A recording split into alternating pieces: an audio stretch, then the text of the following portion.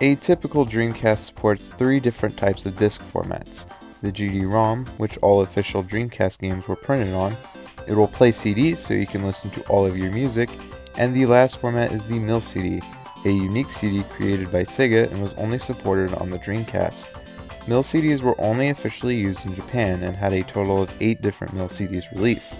They didn't sell very well and would be barely supported by third parties, and finding these original MIL-CDs is incredibly rare, but the compatibility with MIL-CDs would later be reused and would open the door for Dreamcast Homebrew and interesting piracy workarounds.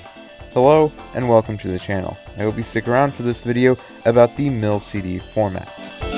Oh no! The first thing I should explain is the difference between a regular CD and a typical MIL-CD. A MIL-CD is the exact same as a CD on the outside. However, what is written on them is the difference. A CD is, well, a CD. You can play music on your Dreamcast, but besides that, you can't do much with it. However, a MIL-CD allows you to do a lot more. MIL-CDs are just normal CDs, but if you put it into your Dreamcast, you get some new features, like full-screen video, and it also had internet capabilities according to the Wikipedia article. So how did people run custom code on MIL-CDs? Well, the MIL-CDs just didn't have any security at all. All you had to do was fool the Dreamcast into thinking a normal CD was a MIL-CD with a little bit of code, and it would boot up normally, just like any normal Dreamcast game. When this exploit was found, some new unofficial accessories for the Dreamcast would be released by companies like Action Replay and the Game Shark, which allowed you to cheat, you filthy cheater. But it is also open for the best cheat device for the Dreamcast, the Code Breaker, which allows you to make your Dreamcast region-free and have cheats. But the most interesting use of the MIL-CD would be the series of Dreamcast games. These were unofficial emulators for certain PlayStation games that were released by Bleem. Only 3 games would be released, and those 3 were Tekken 3, Metal Gear Solid, and Gran Turismo 2.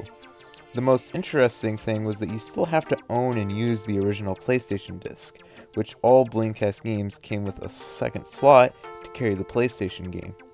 Although one cool thing about Gran Turismo 2 is that it allows you to use the Dreamcast steering wheel.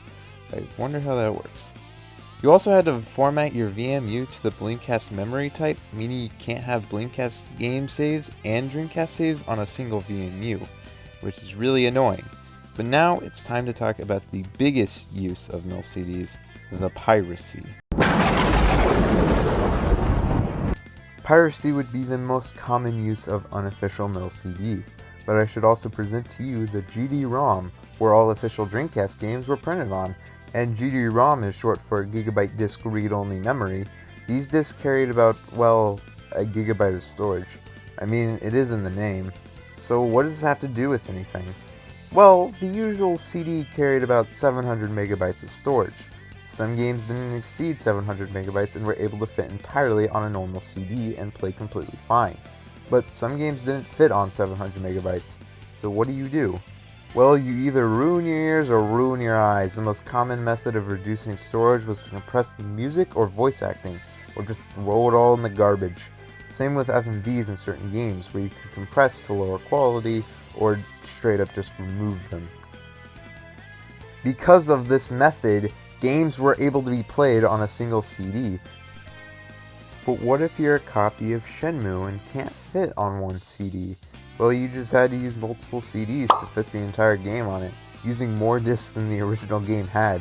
But since not everything is on a single disc, you also had to save the game, then boot the next disc to continue. But this discovery was found when Sega was still making the Dreamcast, so Sega would remove the compatibility of MIL-CD on future Dreamcasts near the end of 2000, as the BIOS would be updated to drop the MIL-CD format. This resulted in all Dreamcasts in 2001 produced to be incompatible with MIL-CDs. This made everyone mad, because Sega was still trying to protect sales even when no one was buying the Dreamcast. But after the Dreamcast, people would use the MIL-CD to make their own games. So now we can talk about the Homebrew.